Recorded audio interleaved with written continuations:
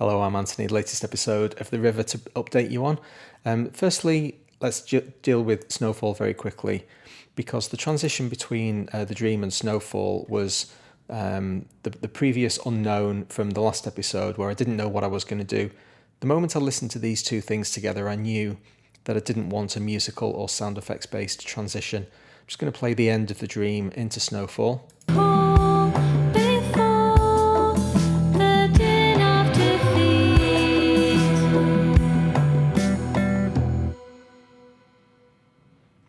Quite a long period of silence here, quite deliberate, kind of cleanse your ears. Snowfall has such a clean and bright sound, and the start of the song really wants to be unsullied. I didn't want anything getting in the way to really kind of provide that contrast between the two sounds, and the length of silence in between them is quite carefully kind of curated. None of this stuff has ever really been on my radar before, but it's really interesting discovering what you need to do in order to glue these songs together.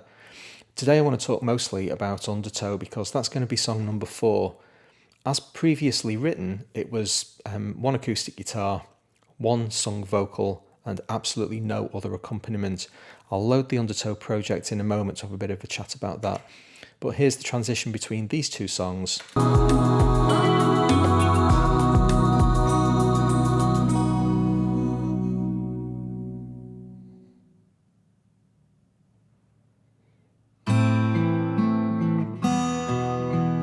Now, this is the first time that acoustic guitar has appeared on the album,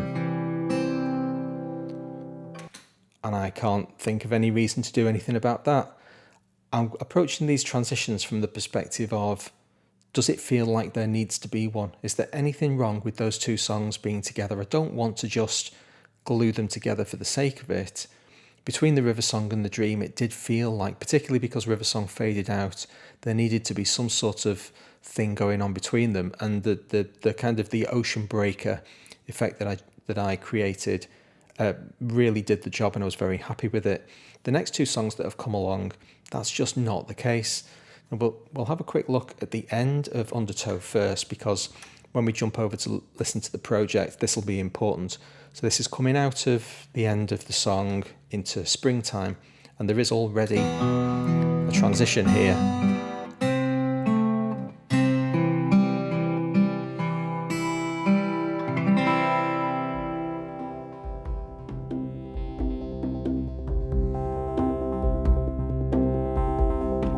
Both songs are in C major, and all this time, and it's really easy to meld them together.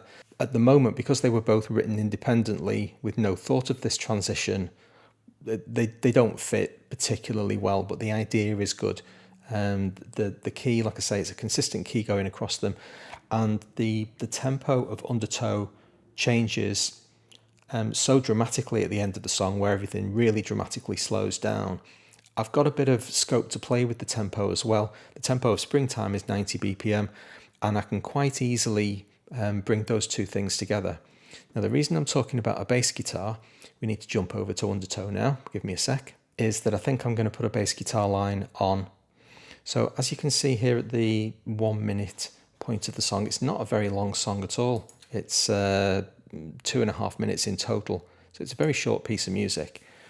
I'm going to play just a few seconds beforehand. So this is guitar and vocal on its own, and then I'm introducing a bass line. This was me jamming away today, and the latest take is probably the best of the ones that I recorded. So I'll just let this run, and we'll get an idea of what I'm sort of thinking about.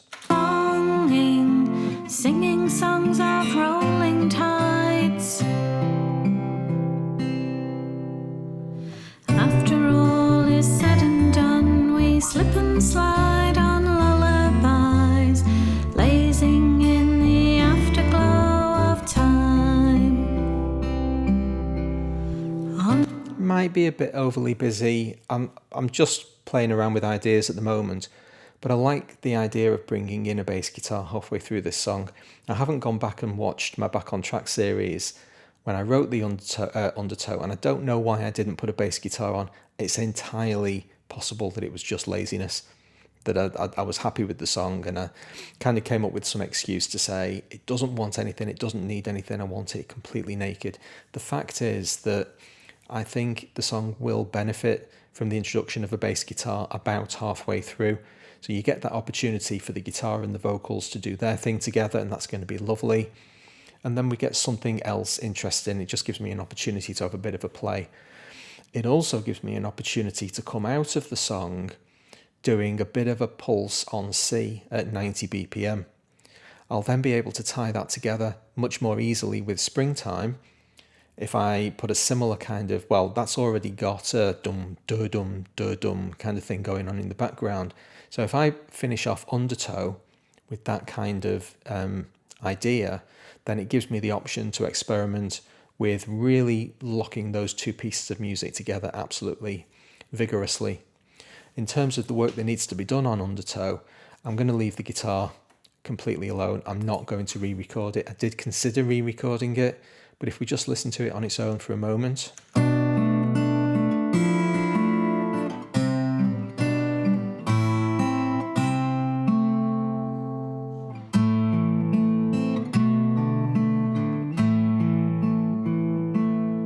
I can't do any better than that. That's as good as I can play.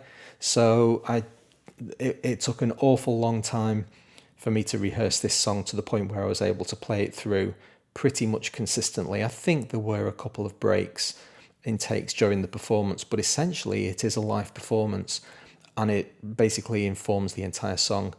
The vocals are going to have to be re-recorded for one incredibly frustrating reason. There's one single word at the end of the song that I dislike.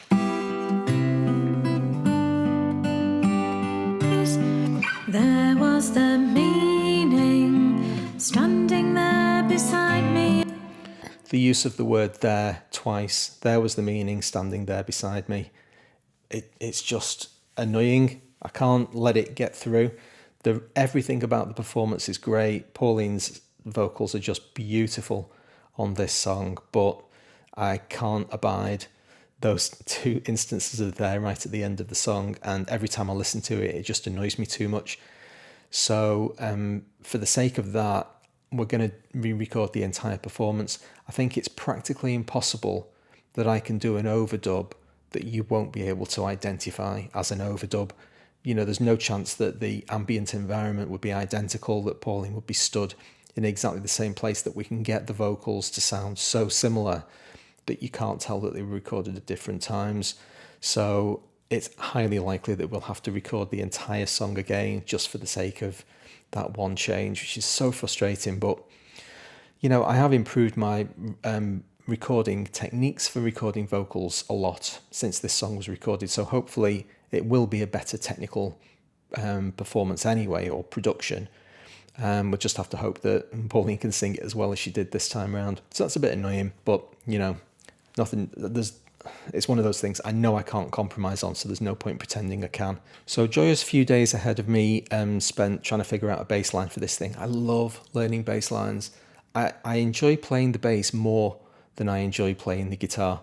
It's just that the bass isn't a melody instrument, well, you know, for the vast majority of us. So generally speaking, you know, I do tend to spend a lot more time playing the guitar because that's the thing that really writes the songs. But I do absolutely adore playing the bass, so I'm looking forward to the next few days figuring out the line for this one. Anyway, that'll do for the episode. Hope you enjoyed it. Please hit like if you did. I'll see you next time. Thanks a lot.